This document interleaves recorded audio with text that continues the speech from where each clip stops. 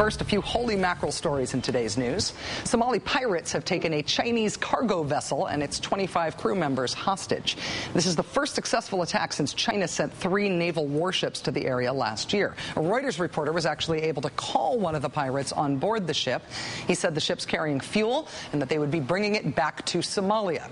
Now, a lot of ships have been hijacked off the Somali coast, but as far as we can tell, this hijacking is record-breaking, and therefore it's making tonight's news because of where the ship was when it was attacked. The ship was attacked and boarded about 350 miles north of the Seychelles. 700 miles from Somalia. That is the farthest afield any pirates have struck in modern pirating history.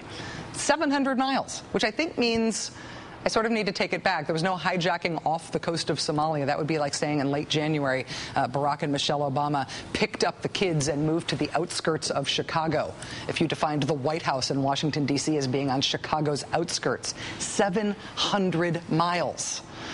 And a new U.S. Navy amphibious assault vessel is about to be commissioned. It's the size of 2 football fields. It's called the USS New York, and it's currently on its way to New York from New Orleans, where it was built. For parts of the warship, however, you could more accurately describe the trip to New York as a return home. 7.5 tons of the steel used to build the ship's forward hull were taken from the wreckage of the World Trade Center buildings that were knocked down on 9/11. And the unusual relationship between the USS New York and the metal in it doesn't stop there. In the Navy, there's a tradition of what's called ship's silver. It's like the china your grandmother would only bring out for special occasions, except instead of your grandmother, it's the captain of a $1 billion amphibious assault vehicle carrying U.S. Marines. Ship's silver is often handed down from ship to ship in the Navy. So, for example, on the USS New York, this sugar bowl and this punch bowl will be passed down from a previous ship of the same name. And here's the part of the story we had to check to make sure it wasn't sourced to the Onion. Beyond the fancy silver being inherited from previous ships, the way they're trying to outfit the USS New York with the rest of its silver is that they've registered the USS New York at Tiffany's, as if it's a bride. Yeah, if you're motivated, you could buy this $1 billion amphibious assault vehicle a $4,200 silver teapot. Or you could buy them a $2,000 tray. If the recession has taken its toll and you're having a rough year, we might also suggest this fork, which is only $250. You know, that $600 Pentagon hammer is starting to look like a real steal.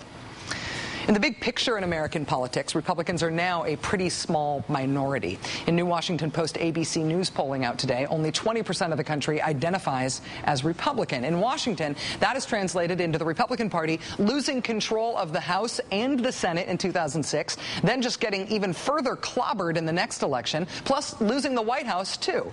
In the Senate in particular, it's been a rough few years for Republicans. They were in the majority in the Senate through the 2004 election. In the next election, Democrats took the Senate majority by just 1 seat, but then last year, the Senate just blew up for the Republicans. 2008 was a Senate disaster for them. They lost 8 seats in 1 election. They gave Democrats not just a majority, but a supermajority. Now, to be fair, a lot of political winds were blowing against Republicans in the 2008 Senate races when they got clobbered. But it cannot have helped that the man in charge of the Republican Party's Senate Campaign Committee, the man in charge of electing and re-electing Republican senators in 2008 was Nevada's John Ensign. While Senator Ensign was supposed to be in charge of, say, Republicans not losing 8 seats in the Senate, we now know he was also doing elaborate damage control about his extramarital affair, which had at that time become known. That damage control included putting his mistress's teenage son on the Republican Senate Campaign Committee's payroll. It involved having his parents pay off his mistress's family to the tune of almost $100,000. And we now know that it involved Senator Ensign having the political director of the Republican Senate Campaign Committee, in the heat of the lead up to the 2008 elections, stop working on electing Republican senators that year, and instead start working on finding a job for the husband of John Ensign's mistress. That apparently was pressing National Republican Senate Campaign Committee business under John Ensign's leadership. The effort to elect Republican senators in 2008 failed miserably under that leadership. They lost 8 seats. Now we know why that effort might have been a little distracted. And as both parties gear up now for the next elections in 2010, we have just learned from CQPolitics.com that the Ensign family has found a new way to add further insult and injury to what they've already done to the Republican Party's chances in Washington, specifically in the Senate. According to new fundraising reports, John Enson's parents, famous for paying off his mistress, have also just maxed out their personal donations to Harry Reid, the leader of the Senate Democrats. Ouch.